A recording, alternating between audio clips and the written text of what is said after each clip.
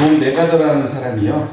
교회는 세상 가운데 하나님의 나라의 아름다움을 보여주는 본보기가 되어야 된다라는 말을 했는데, 저는 오늘 이 단에 서면서 또 여러분들이 얼굴을 보고 또 찬양을 또 앞에서 찬양대에서 찬양을 하는 그 목소리를 들으면서, 야, 이 교회는 이 지역에 참 본보기가 되는 교회가 될 수 있겠구나. 왜냐면 찬양의 소리만 들어도 또 저를 소개하기 전에 또 목사님이 뭐 찬양대 이야기를 하고 잠깐 이야기를 하셨지만, 성도님들의 얼굴을 보면서 얼굴이 환한 모습을 보니까 참 목사님 마음도 참 좋으시지만 성도님들 마음도 같은 마음이겠구나라는 생각이 들어서 너무나 감사한 것 같습니다. 이 지역의 많은 영혼들이 여러분들 때문에, 이 교회 때문에 주께로 돌아올 수 있게 되기를 주님 축원드립니다. 잠깐 기도하겠습니다. 하나님 감사합니다. 하나님께서 사랑하시는 한밭 중학교에 와서 하나님의 말씀을, 또 하나님께서 우리에게 주셨던 그 은혜를 하나님 나누려고 합니다. 이 시간 전하는 자나 듣는 자가 동일한 은혜를 부어주시고 하나님께서 행하신 일들을 우리 마음 가운데 새기며 감사하고, 또 그렇지 하나님께서 하셔야 되지 우리 삶 가운데 맡겼던 부분들 하나님께 다 맡기고 우리의 삶이 아버지 하나님의 주 앞에, 말씀 앞에 바로 세워지는 귀한 시간 되도록 붙잡아 주옵소서. 감사드리오며 사랑이 많으신 예수님의 이름으로 기도합니다. 아멘. 화면을 좀 띄워주시겠어요? 선교사 이광규 선교 선교 보고 그 사진을 넘겨서 다음부터 띄워주시면, 필리핀 지도가 나오는 거 띄워주시면 되겠습니다. 네, 그 다음요. 저희는 선교사로 나간 지 10년이 되었습니다. 선교사가 없는 지역, 필리핀은 여러 나라들의 선교사님들이 우리 GMS, 우리 대한예수교 장로교회에서 파송한 선교사들이 대부분 다 GMS 선교사이지만, GMS 선교사들이 가장 또 많이 들어가 있는 나라가 필리핀 나라거든요. 필리핀 나라의 선교사님이 참 많이 있는데 대부분 조금 몰려 있는 곳에 좀 다 몰려 있습니다. 선교사님들이 이렇게 좀 마닐라나 안티폴로나 아니면 앙헬레스나 바기오나 또 민다나오 쪽에도 선교사님들 계시기 많이 있고, 선교사님들이 많이 들어가 있는 나라이긴 하지만 아직도 선교사가 없는 그런 지역이 굉장히 많이 있어서 저희는 특별히 들어갈 때에 선교사가 없는 지역을 들어가야 되겠다 생각이 들어서 루세나라는 지역에 들어갔습니다. 아까 목사님께서 잠깐 물어봤지만 마닐라에서 밑으로 루세나라는 지역을 가려면 4시간을 내려가야 돼요. 제 기억으로 2015년도인가 팡팡가 지역으로 목사님이 단기 선교를 오신다고 하면서 목사님 얼굴 좀 한번 봅시다. 선교사 나갔으니까 나도 필리핀 가니까 목사님들 거기서 올라온 건데 얼굴 한번 봅시다라고 목사님 말씀하셨지만, 저희가 3월 달에 도착했는데 목사님이 5월 달인가 6월 달인가 저희를 불러주셨어요. 그래서 저는 저희 지역도 파악도 못하고 내비게이션을 어떻게 보는지도 잘 모르는 상황에서, 목사님 저 어딘지 몰라요. 아니 목사님 찾아오시지 하면서 무조건 올라가는 거예요. 그래서 올라갔는데 저희 지역에서 거기까지 8시간이 넘게 걸린 거예요. 네. 그래서 아무튼 목사님 얼굴 뵙고 또 단기 선교하는 모습 보면서 또 목사님 또 섬겨주시는 그 시간들을 저희가 받으면서 너무나 좋았습니다. 어쨌든 저희가 지난 10년을 돌아보면서 모든 것이 하나님의 은혜다, 또 감사하다 라고 고백할 수밖에 없는 이유가 뭐냐면, 가만히 생각해 보니까 하나님이 나를 써주신 것이 참 감사합니다. 또 하나님이 함께 하시고 또 위험하다고 하는 그 필리핀 안에서 아무런 문제 없이 살고 있었던 것들 하나님 보호하시기 참 감사한 일이다.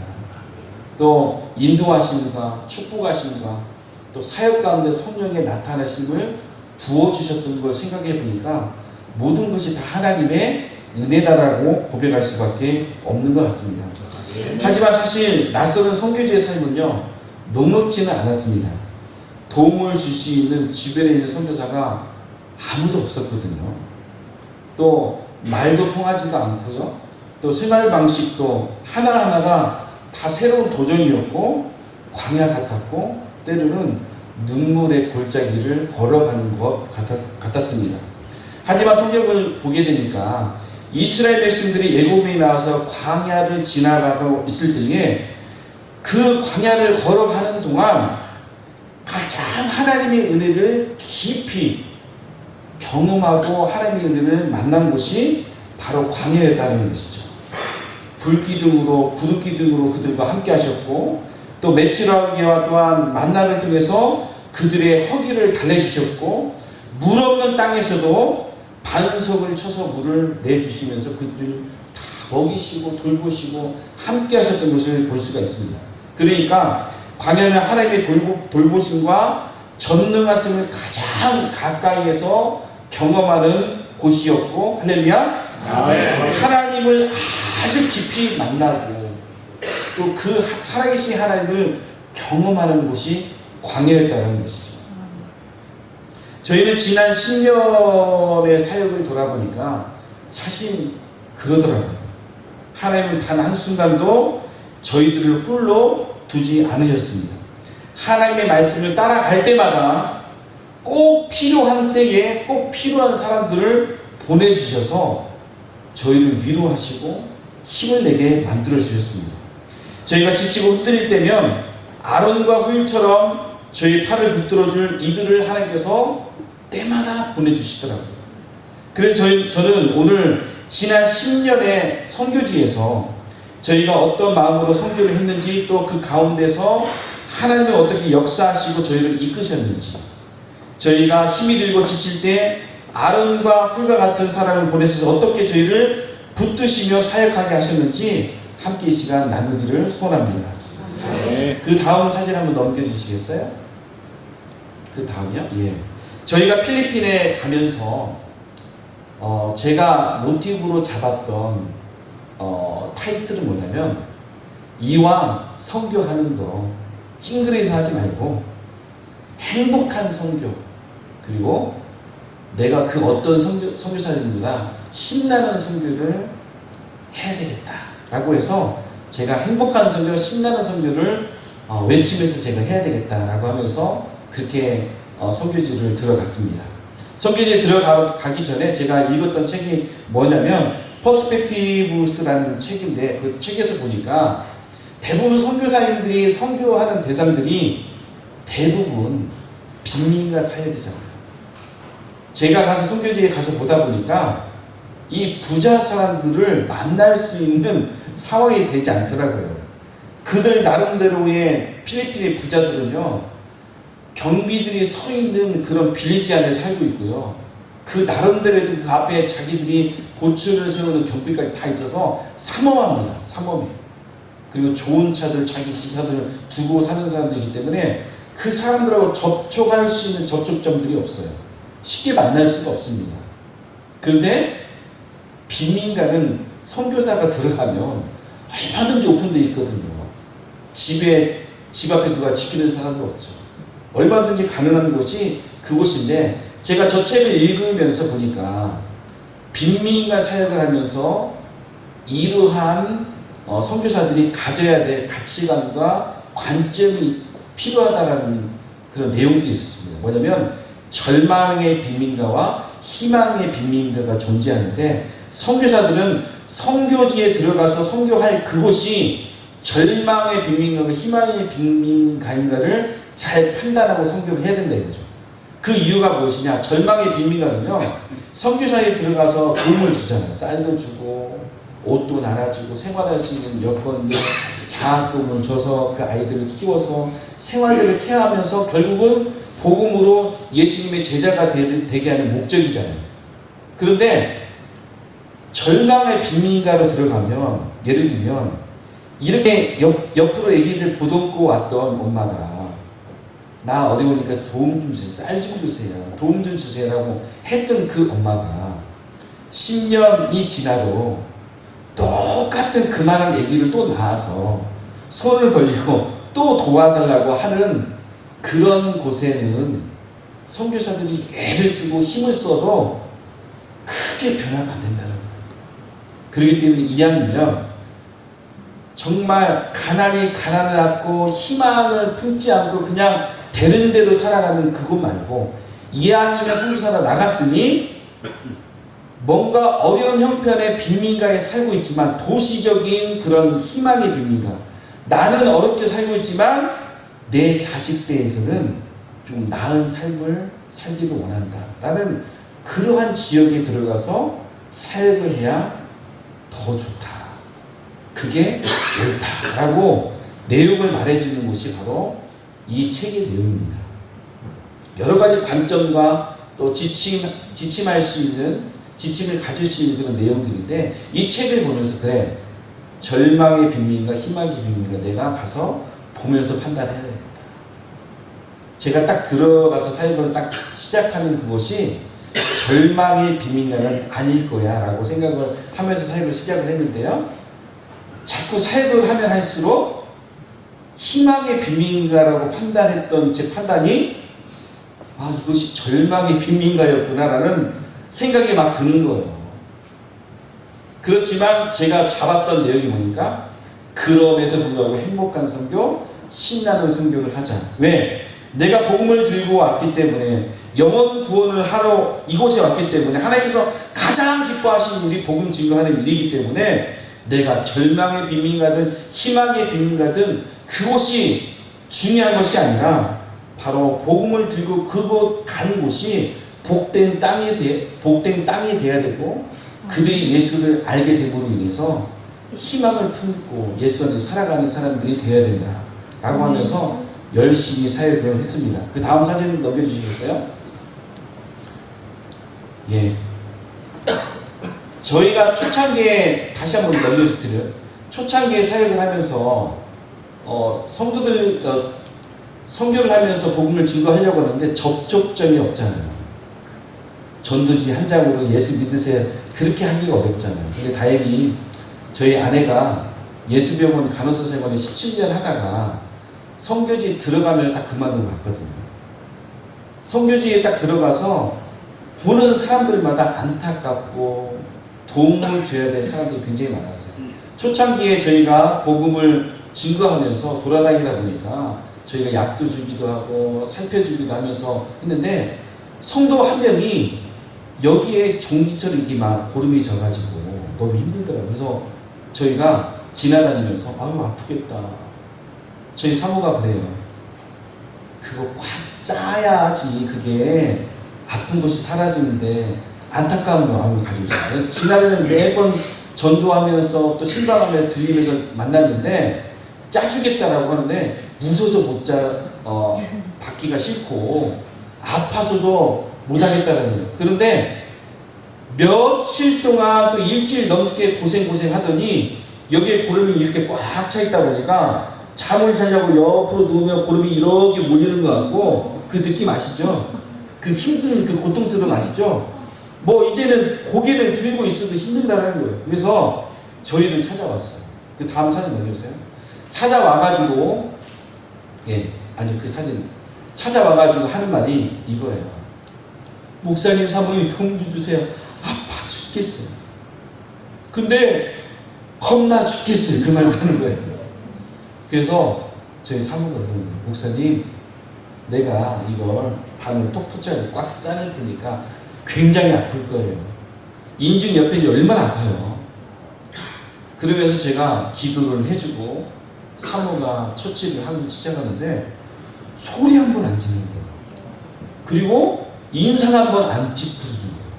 다른 옆에서 고름 나는 거 보고 엄마 비리비리 엄마 아프겠다. 저도 막 이렇게 보면서 막 고름 나는 거 보면서 못 보겠는데 그걸 사모가 막 짜는 거예요. 그러면 시간 다 짜내고 나서 야무지게 짜는 거고 그만 좀 해요. 짤 때 팍 짜내야 다시 안 골마. 야, 인정사정 없이 막 짜내기 시작하는데 저는 보면서 힘들었어요. 얼마나 아플까. 그리고 짜는 사모도 징하지만 그걸 이렇게 막 처치를 받으면서도 소리 한 번 내지도 않고 소리 내지도 않고 그걸 받는 그 성도도 대단하더라고요. 그런데 끝나고 났는데 일어나면서 하는 말이에요. 목사님, 교회 올 때까지 걸을 때마다 여기가 울릴 때마다 그렇게 아팠거든요. 근데 목사님 기도해주고 사모님 짜주시는데 하나도 그 뒤로부터는 아프지 않았어요.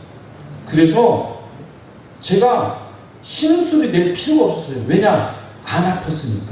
할렐루야. 네. 저도요, 한국에 있으면서 저 담임 목회까지 하다가 40에 제가 나갔거든요. 제 나이가 딱 밝혀지네요. 10년 됐다 보니까. 제가 부목사 생활도 목사님과 같이 했어요, 한국에서. 제가 또 담임 목회 사역을 하면서도 경험했던 거 뭐냐면, 성도들이 암에 걸렸다, 성도들이 아프다, 병원 신방 와달라, 가정 신방 와달라 해서 얼마나 달려가면서 차를 타고 그 집에 신방 가면서 병원에 가면서 기도를 하겠어요. 하나님, 나는 아무것도 아니지만 제가 손을 얹고 기도할 때에 하나님 낫게 해주시고 고통이 사라지게 하시고 진통이 사라지게 하여 주시옵소서. 네. 그렇게 해가지고 기도 많이 받거든요. 경험이 많아요. 제가 그런 경험이. 뭔 경험이? 기도했는데 낫지 않았던 경험이 엄청 많아요. 그런데 희한한 것은요, 선교지에서는 하나님께서 복음되게 하십니다. 할렐루야. 네. 아멘. 사역지에서 손을 얹고 기도하면 낫는 일들을 경험하게 하십니다. 그래서 제가 생각했던 건 뭐냐면, 야, 나는 한국에서 목회하는 게 안 맞고 선교지로 이렇게 사역하시려고 그렇게 내가 하나님 저를 믿습니다 하고 성도님도 아멘 하면서 했는데 좀 어떠세요? 그러면 똑같아요. 그 소리만 들었거든요. 선교지에서는 하나님께 그렇게 사용해 주시더라고요. 초창기 사역을 하면서 아내와 함께 의료사역을 진행을 했었고, 기도하면 하나님께서 낫게 하시는 것 같아요. 저희가 가진 약을 가지고 성도들에게 발라주고 약을 주고 기도를 해주면 그 약효가 100%만 들어도 70%만으로 잘 드는 건데 저희들의 느낌은 200% 드는 것 같아요. 작은 상처 하나, 이 상처가, 깊은 상처가 제가 생각할 때는 저희가 약을 발라본 경험으로는 이 상처의 약이 결국 한 일주일, 보름 지나야 살이 돋아나고 상처가 좀 아물고 괜찮아지겠지라고 생각을 하는데, 발라주면 저희가 경험한 것으로는 일주일, 보름 넘어가야 될 그 상처가 2, 3일이면 깨끗하게 나은 것을 경험하게 되었습니다. 그러면서 성도들이 하는 말이 뭐냐면, 목사님이 기도해주고 사모님이 약을 발라주고 약을 처방해주면 어메이징이다, 놀랍다는 거예요. 그래서 이런 일들을 경험하고 나서요, 그 다음 사진 넘겨주세요. 이 집 아들이 있어요. 딸 둘이 교회에 나왔어요. 아니 제가 말씀하면 전전에 여기서 교회에 나오기 시작해서요, 잘 섬기더라고요. 그 두 딸을, 딸 하나는 제가 베이스 기타를 가르쳐서 세웠고, 또 하나의 딸은 저희 아들이 드럼을 잘 가르쳐가지고 드럼 주자로 세웠어요. 장학금을 주면서 이 아이들이 잘 되기를 바랬고 그랬죠. 그런데 아무리 저희가 잘 가르치고 성경공부를 잘 키워놨는데 참 힘든 것은 사람은 배운 대로 살지 않더라는 거예요. 익숙한 대로 살더라는 거예요. 여러분들 보세요. 교도소에 소년원에 가 있는 많은 사람들이 학교 다닐 때 도덕 시간에 도덕을 안 배워서, 윤리 시간에 윤리를 안 배워서가 아니라 환경과 모든 것들이 그게 익숙하게 돼버리니까 사람들이 그렇게 되어버리더라고요. 저희가 말씀을 가르치고 또 장학금을 주면서 사람을 키워냈지만 갑자기 불어닥친 팬데믹 기간에 필리핀은 락다운이 됐잖아요. 쉽게 만날 수도 없고 예전처럼 성경 공부 교제할 수 없는 상황이 되다 보니까 이 아이들이, 두 딸이 그렇게 예쁘게 저희들이 길러놨던 이 딸들이 일찌감치 그냥 임신해가지고 좀 천천히 낳아도 많이 낳을 수 있는데 뭐가 급하다고 그렇게 돼버리고, 또 이 드럼으로 있었던 마릴이라는 이 아이는 굉장히 똑똑한 아이고 변호사 되겠다고 했던 이 친구인데 이 아이가 레즈비언이 돼요. 그 성향을 몰랐는데 그렇게 변하더라고요. 이러한 아이들이 세워놨던 아이들, 1세대 아이들이 팬데믹을 딱 경험을 하게 되면서 그간 그렇게 성경 공부하면서 교제하면서 지냈던 아이들이 하나님의 은혜를 그전처럼 공부를 받지 못하다 보니까 익숙한 대로 돌아가 버린 거예요. 배운 대로 살지 않고 익숙한 대로 돌아가 버린 거예요. 오늘 우리들이 하나님 앞에 믿음의 자녀라고 하지만 우리가 예배 드리는 것이 익숙하지 않고 세상에 더 익숙해 버리면 어때요? 우리들 마음도 다 빼앗깁니다. 주일날 예배가 왜 중요합니까? 3일 전 예배가 왜 중요해요? 또 매일같이 새벽 예배 드리는 그 예배가 왜 중요합니까? 나는 하나님의 자녀다. 내가 나를 가르치고 하나님의 말씀을 나를 세워주고 붙잡아 주는 거예요. 그게 중요한 거예요. 그러니 힘들어도 예배 시간 나와서 그 자리에 앉아서 하나님의 말씀을 듣고 그 말씀의 은혜를 받는 거. 할렐루야? 아멘. 중요한 거죠. 중요한. 1세대 아이들이 코로나를 딱 겪으면서 팍팍팍 쓰러지고 애들이 그렇게 되면서 참 저희들이 마음가짐이 지치더라고요. 뭐 했나? 지금까지 뭐 했나? 그래서 아까 제가 선교사로 나가기 전에 제가 붙들었던 것이 뭐라고 했죠? 행복한 선교, 신나는 선교 하려고 했는데 안 신나는 거예요. 행복하지 않은 거예요. 아이들 상태를 보면서 또 아이들이 남자애들을 키워놨더니 남자애들도 팬데믹 지나면 고등학교 다 졸업한다니까 다 타지로 나가 돈 벌다가 다 나가버리고 그 아이들마저도 이제는 벌써 여자를 만나서 이제 뭐 고등학교 졸업하지 얼마 안 돼 19살, 20살 애들이 벌써 애들을 가지고 있으니 뭐 먹고 살아야 되니까 주일에도 교회 나와서 예배할 수 있는 거죠. 그래서 너무나 행복하게 신나게 선교를 하고 싶었지만 행복해지지 않았고 신나지 않더라고요. 그 애들을 데리고 다니면서 하나라도 더 먹이려고 저희들 생활비 아껴가지고 그 애들 장학금 주고 옷이 없다고 옷도 사주고 신발도 사주려고 그렇게 하면서 애들 필리핀에 졸리비 맥도날드 다 다니면서 그때 그랬지 하면서 그 아이들 추억거리가 있는데 그 아이들 픽픽 쓰러지는 걸 보면서 마음이 참 어려웠습니다. 그때 제가 또 한 가지 붙들었던 게 뭐냐면 그래 선교사로 갔으니 준다는 생각도 없이 하나님의 사랑을 흘려보내자.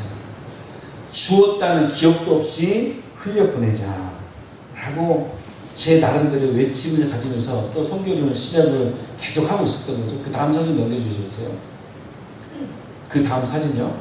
그러는 도중에 저희 교회에 한 고등학교 한 1학년 때에 고등학교 1학년 때에 저희 교회에 이제 전도돼서 나왔던 아이가 레아라는 애가 있어요. 그 다음 사진 넘겨주세요. 이 다음에요. 이 아이가 참 보면 여자예요. 여자들 중에서도 딱 뭐, 쟤는 그냥 여자애 같아. 여자애지만 더 순녀 같고 더 조신하고 그런 필리핀 아이들 중, 저희 교회 아이들 중에 말도 그냥 조용조용하고 얼굴 표정도 막 그런 아이들 있잖아요.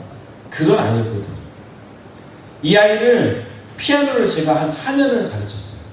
딸이 좀 가르치다가 학교 문제로 안티폴리오라는 지역에 올라가서 이 아이를 그렇게 가르쳤어요. 그래서 이 아이와 깊은 뭐라고 할까요? 관계가 됐죠. 우리 사모가 이 아이를 얼마나 예뻤는지 몰라요.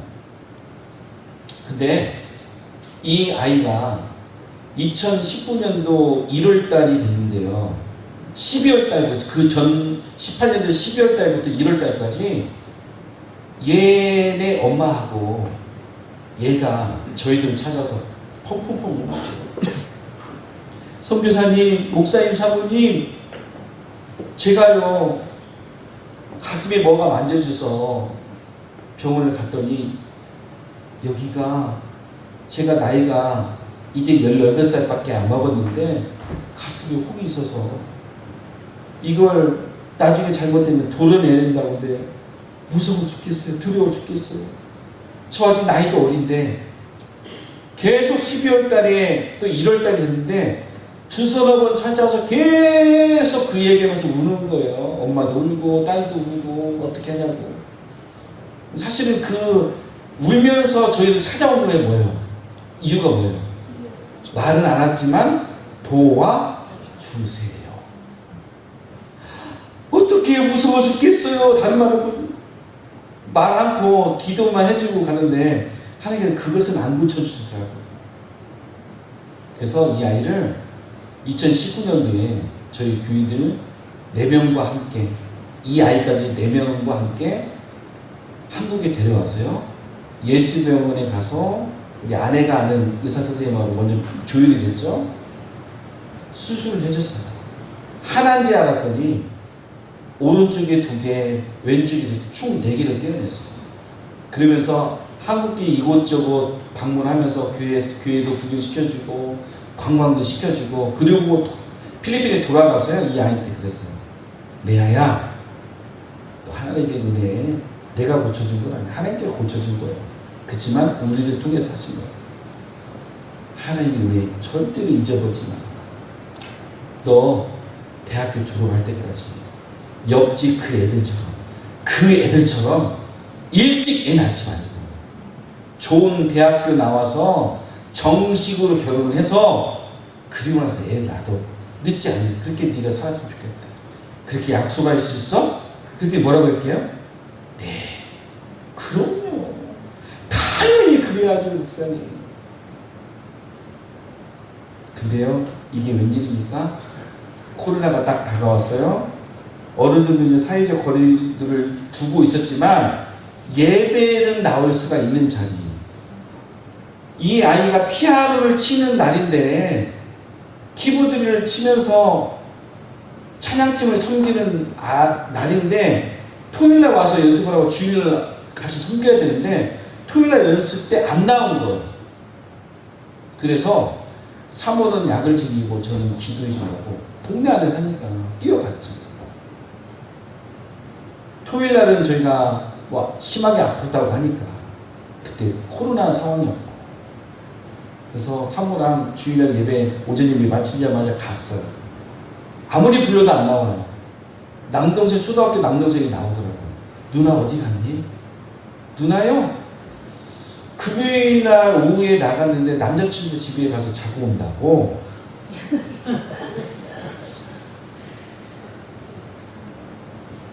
그런데 금요일날 토요일날 지금까지 안 온 거예요.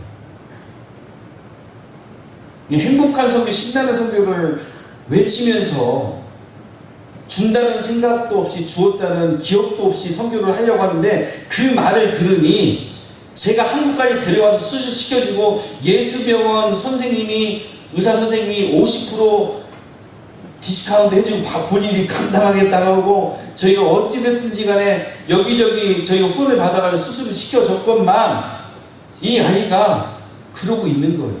그러니 주었다는 생각도 없이, 준다는 생각도 없이, 주었다는 기억도 없이 하고 싶었는데 다 기억이 나는 거예요. 참 이상하죠? 나는 행복한 선교, 신나는 선교 하겠다고 했고 준다는 생각도 없이, 주었다는 기억도 없이 하고 싶었는데 이런 상황이 되면 왜 내가 말했던 그 말대로 내 마음이 그렇게 생각이 되어지지 않고 내 마음이 그런 마음이 되지 않는가. 제가 부르기로 했어요. 문자로. 너 집에 도착하면 바로 나한테 연락해. 그때 주일이었으니까요.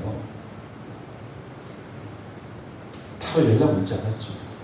화요일날 연락 오더라고요. 화요일날 안 나와요. 불러달라고 제가 뭐라고 했죠. 너 좀 그럴 수가 있네. 제 기억 안 한다고 내가 너 어디 데려가고 너 그렇게 해가지고 내가 다 해가지고 해줬건만 너 약속했잖아. 그렇게 안 하기로 했잖아. 그런데 그게 얼마나 지났다고 너 벌써 그러고 있니?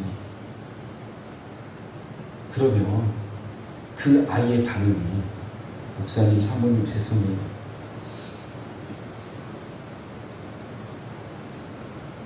정말 죄송해요. 앞으로 잘할게요. 이 말을 들으면 그래도 그 아이가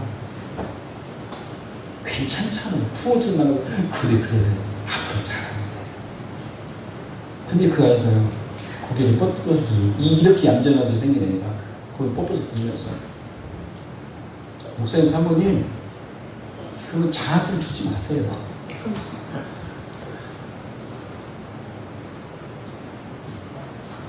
여러 상황이 있으면 그래도 그러함에도 불구하고 저희가 대학교 졸업식장도 갖고 또 학교 선생님이 된다고 해서 1년 동안 임용고시 준비한다고 이 아이를 우리 사모가 종종 챙겨줬어요. 용돈을.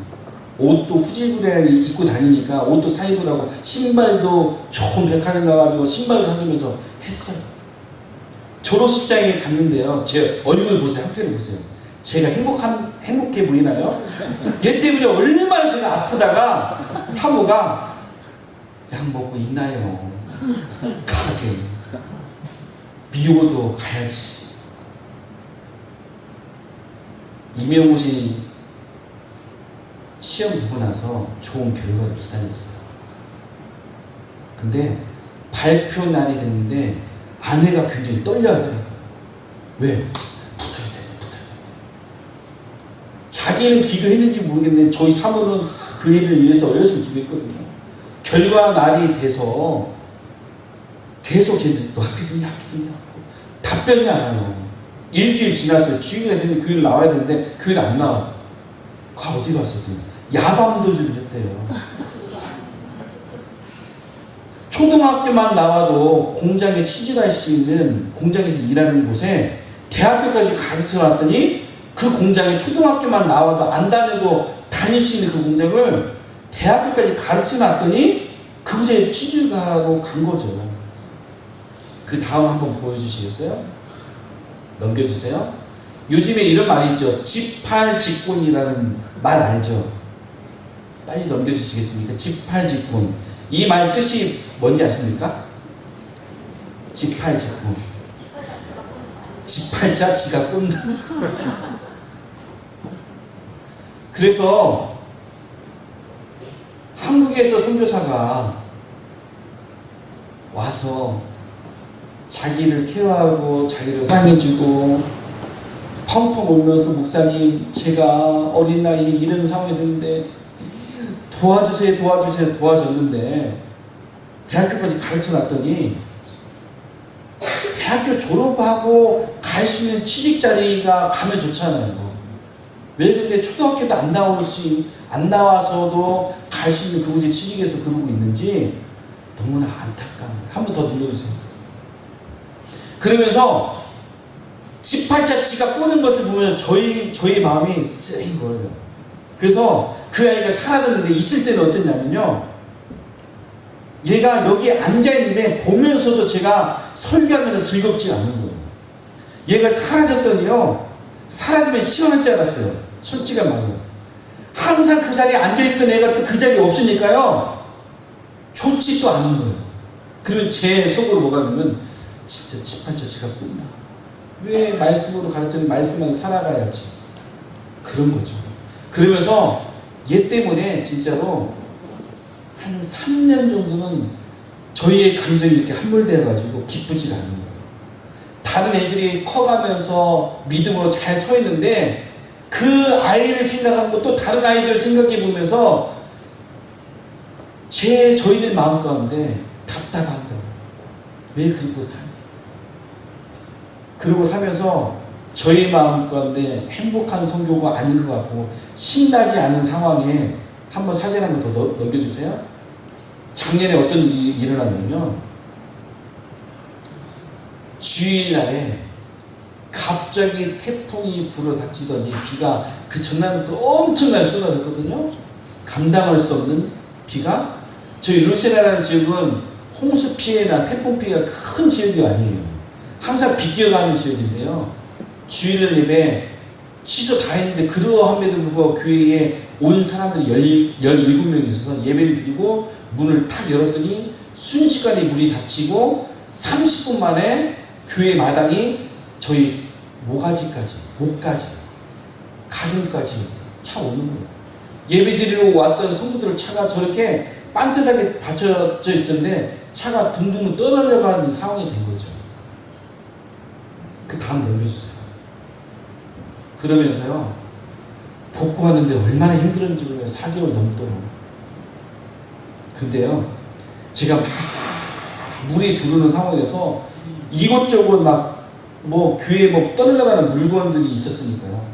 물이 들어오는 상황에서 하나님께 깨닫게 해주시는 거예요. 제 마음이 함몰돼가지고 거기서 빠져나오지 못하니까 물이 막 들어오는데요.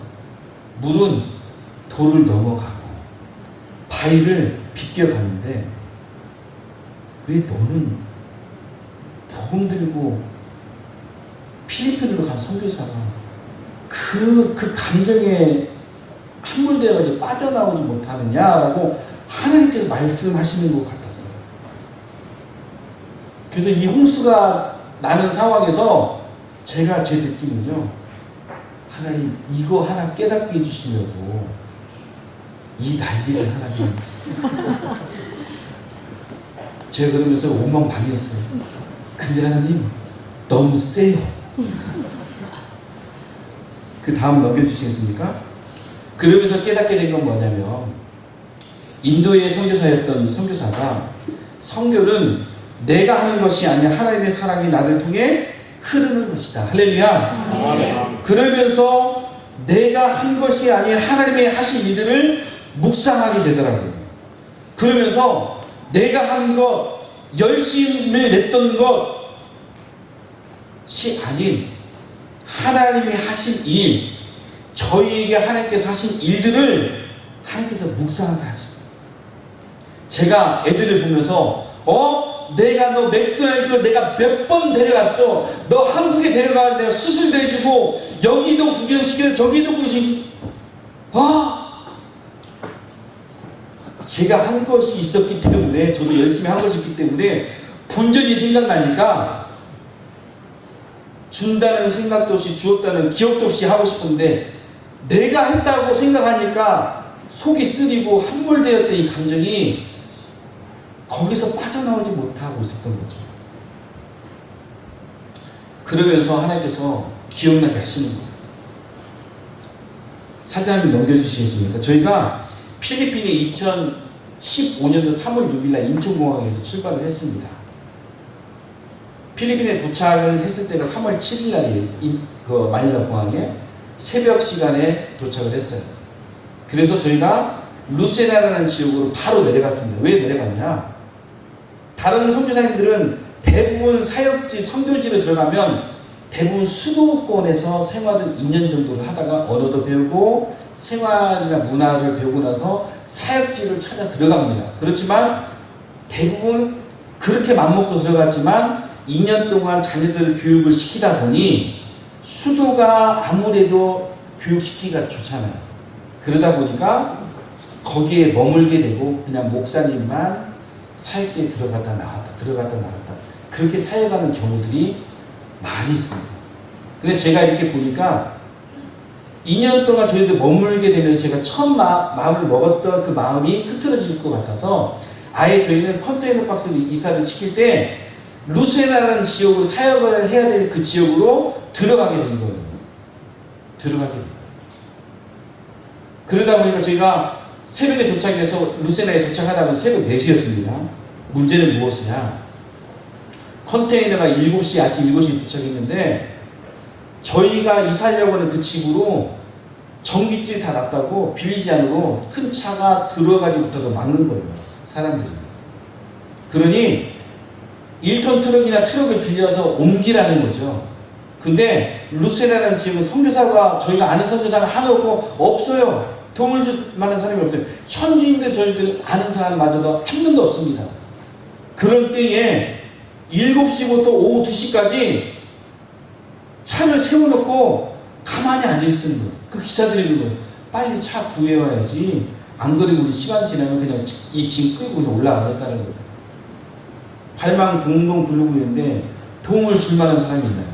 어디 가서 트럭을 구해낼 수 있나요? 한국 같은 거 114 해가지고 용달차 전화번호 좀 알려주세요. 부르면 오겠지만 필리핀은 그러지 않거든요. 답답해서 하늘만 바라보며 기도하고 있는데 갑자기 한 2시 반 정도 됐는데 이 사람이 나타나요. 그 다음 사진을 보내주시면 이 사람이 나타났어요. 이 사람이 한국에서 일을 하고 왔던 그 노동자였어요. 저희들 만나기 전에 한 12년 전, 15년 전에 부인과 함께 한국에서 2년 정도 일을 하다가 다시 들어간 사람인데 이 사람의 귀에 뭐가 들렸냐면 루세나에 한국 사람이 이사 왔대. 그 사람이 선교사래. 라는 소식을 듣고요. 찾아온 거예요. 여러분 보세요. 여기가 한박중앙교이지만 김병호 목사님이 사역을 이곳에서 하고 있지만 대전에 있는 모든 사람들이 김병호 목사님 다 아시나요? 김병호 목사님이 여 근처 병원 신방을 가면 모든 병원에 있는 그런 직원들이 목사님 오셨습니까? 그렇게 인사하면 다 아는 체 하나요? 다 모르잖아요. 루세나 지역이 작은 지역이 아닌데 그 사람의 귀에 어떻게 필리핀의 루세나에 한국 선교사가 이사 왔다더라. 그것도 그 당일날 소식이 들어간 것도 신기한 일이지 않습니까?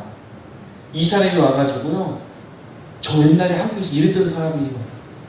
제가 뭐 도와줄 거 없냐고 하면서 저희들 사장님 이야기했더니 트럭을 빌려가지고 이사할 수 있도록 도와주는 거예요. 할렐루야? 네. 그리고 신기한 일이 뭐냐? 그 다음 사진 넘겨주세요. 신기한 일이 뭐냐? 그 뒤로요, 저희 사모 옆에 그 가운데 여자가 필리핀 저 사람의 이제 아내인데, 킴벌이라는 사람과 맹이라는 자매인데, 그 뒤로는요, 저희 집을 일주일에 수요일날 아니면 목요일날 항상 6개월 동안 찾아오는 거예요. 왜 찾아왔냐? 저희가 뭐 도와줄 건 없어요? 힘든 건 없으세요? 필리핀 유용합니다. 항상 일주일에 한 번씩 저희 집에 와가지고 도와주는 거예요. 살펴주는 거예요. 다른 선교사님들은요, 신참 선교사들 가면 선배 선교사님들이 인터넷은 어떻게 연결을 해야 되고 은행을 어떻게 가야 되는지 뭐 다 알려주고 다 돌봐줍니다. 어려운 사람은 다 봐주는 건데 저희는 주변에 도움을 줄 만한 사람이 없다 보니까 하나님께서 이 사람들을 보내주시더라고요. 그래서 어느 날 한 달이 지났는데요. 또 찾아오게 되는 거예요. 문제는 무엇이냐? 저희가 페소와 달러를 받고 한국에서 들고 온 페소와 달러가 다 이제는 소진되고 없는 거예요. GMS 선교회에서 저희 생활비로 보내준 돈이 있는데 저희가 그때까지 한 달이 지나도록 현지 통장을 만들지 못했어요. 그 이유가 뭐냐면 어떻게 만드는지 몰라서. 그리고 어떻게 만드는지 모르지만 외국인 신문자로서 저희에게 통장을 그때 만들어지지 않고 보증인이 필요했던 거예요.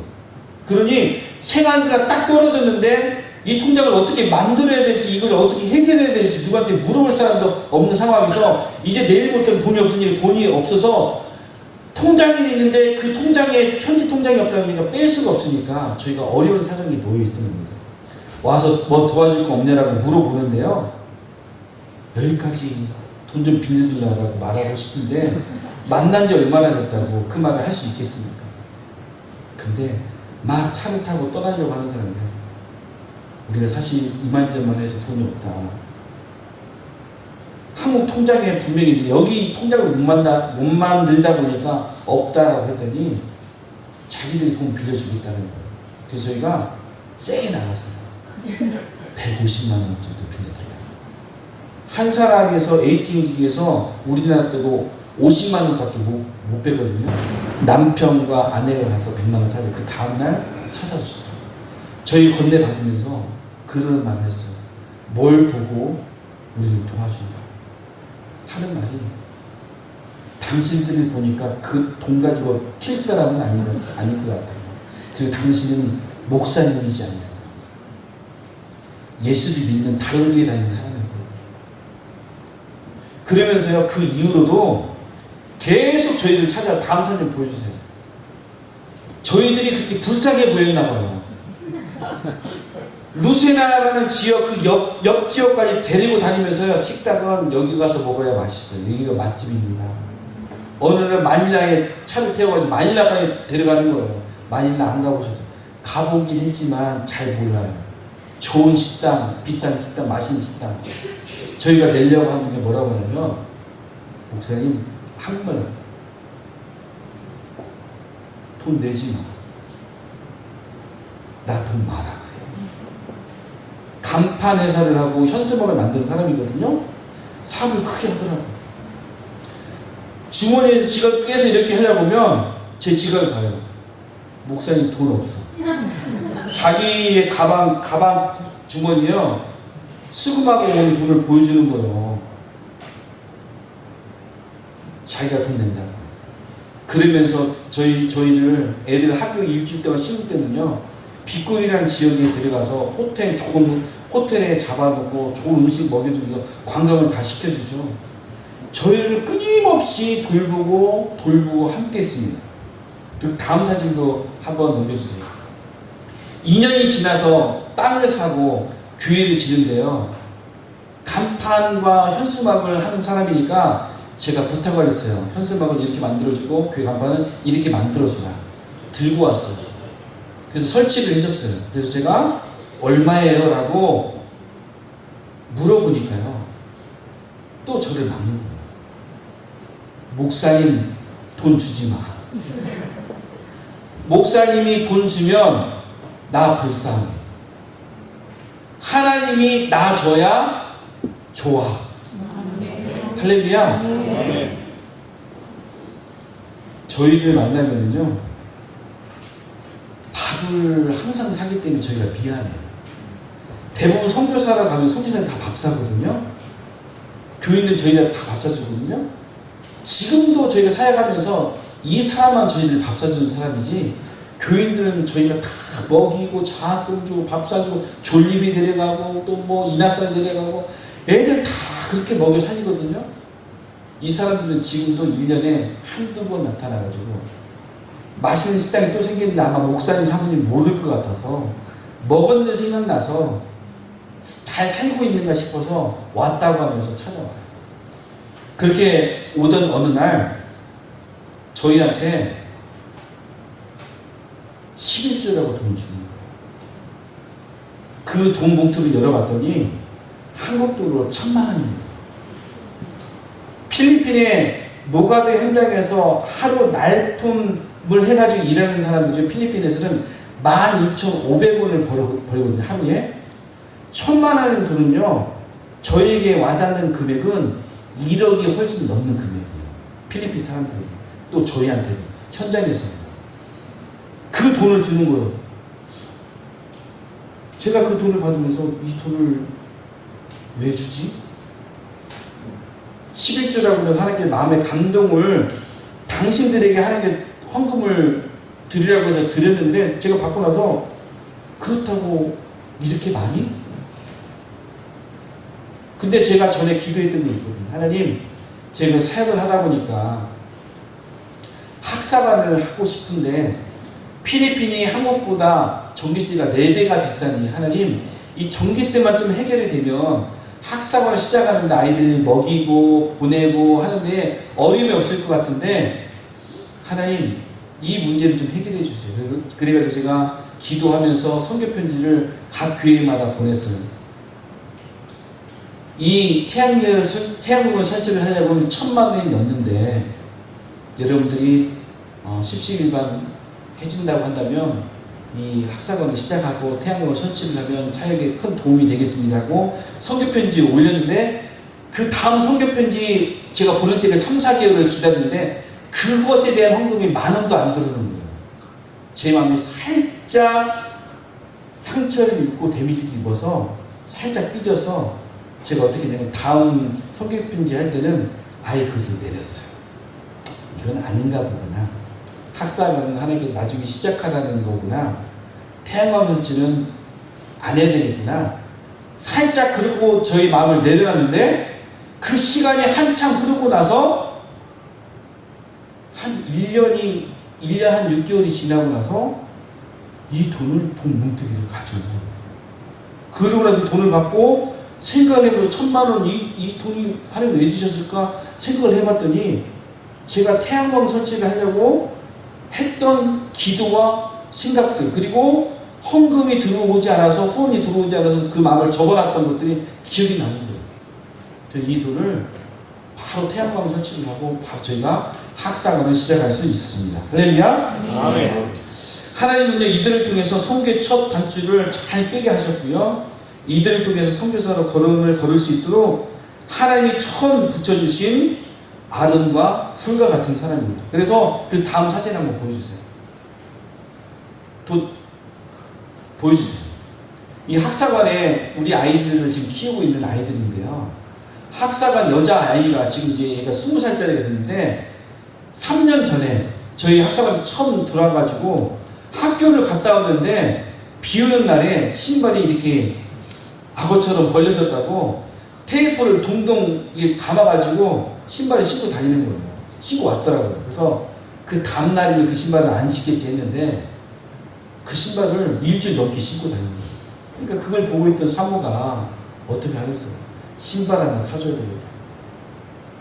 그리고 아이들과 함께 먹고 저희 집에서도 먹고 또 생활하면서 아이들과 지내는 모습입니다. 그래서 이런 아이들을 보면서 참 이렇게 학사관을 할 수 있고 또 이렇게 한 것들이 하나님께서 참 우리 가운데 함께 하시는 사역이구나. 아론과 훌과 같은 사람들을 보내셔서 우리의 팔을 붙들어주고 사역을 감당할 수 있도록 하나님께서 은혜를 주시는구나 라고 깨달을 수가 있으십니다. 제가 보니까 무슨 시간이 지금 많이 지난 것 같죠? 그죠?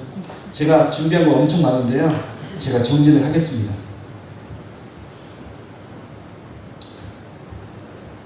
제가 지금 하려고 했던 얘기들이 지금 반절도 못 했거든요. 그 맨 마지막 사진을 한번 보여주세요. 성도들이 기도해 주는 모습, 저를 기도해 주는 모습이 있을 겁니다. 그 다음요, 그 다음. 아니요, 그 위에 있습니다. 사진 그 위에, 더 위에, 더 위에, 더 위에, 더 위에. 예. 지금은 좀 이따 영상을 보면 이제 저희들 사역하는 모습을 잠깐 담았으니까 볼 수 있는데, 지금은 저희가 어찌됐든 사역을 하면서 저희가 세웠고 또 저희를 통해서 예수 믿게 됐고 함께 사역하는 사역자들이 많이 세워졌는데, 참 감사한 것은 저희가 행복한 선교, 신나는 선교를 외치면서 하지만 때로는 힘에 겨울 때가 있거든요. 또 체력도 또 아플 때도 있거든요. 그럴 때마다 이제는 성도들이 이제는 성숙하고 믿음이 자라다 보니까 사모님이 힘들 때, 목사가 힘들 때 그래도 위로해주는 위로자가 생기더라고요. 어느 날 저희들이 마음이 약해질 때 사모님, 목사님 앞으로 나오라고 해서 자기들이 다 기도해주는 모습을 보면서 참 저희가 큰 감동을 받았고 감사한 그런 은혜가 있었습니다. 그러고 보니까 지나온 10년의 사역이요, 모든 것이 하나님의 은혜였다라고 제가 고백할 수밖에 없고, 선교사인 제가 또 목사인 제가 목사답지 못할 때도 있고 선교사답지 못할 때에 참 성도들이 저희들을 목사답게 선교사답게 저희들의 마음을 잡아주는 일들을 경험하게 되었습니다. 사랑하는 여러분, 감사한 것은 무엇이냐면 이런 말이 있습니다. 리빙스턴이라는 말이 이런 말을 해서 그 다음 넘겨주시죠. 나는 결코 혼자가 아니었다. 아무도 없는 곳에서도 하나님은 나와 함께 계셨다. 그 다음이요.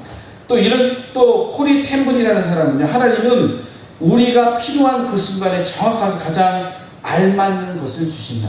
그 다음 성경 구절이요. 요한복음 말씀, 나는 항상 그가 기뻐하신 일을 행함으로 나를 혼자 두지 아니하셨느니라. 아멘. 하나님께서 저희 사회 가운데 정말 그렇게 일하셨음을 저희가 고백을 합니다. 하나님께서 원하시는 일들을 행할 때마다 물질적으로 또 어려운 상황 가운데 있었지만 하나님의 모든 걸 채워주시고 동행하는 동역자들을 붙여주셨던 것을 늘 경험을 하게 되면서 오늘 저는 우리 살아가는 우리 한박 중앙교회도 이런 아론과 훌과 같은 사람들이 목사님 사역 가운데 많이 나타나서 목사님 사역의 양손을 붙들고 사역의 모든 손을 붙들고 서로의 팔을 붙들어주는 믿음의 동역자들이 다 세워주시기를 주님의 이름으로 축원드립니다. 영상 한번 보여주시고요. 그리고 마치겠습니다. 영상 틀어주시고 전드리겠습니다.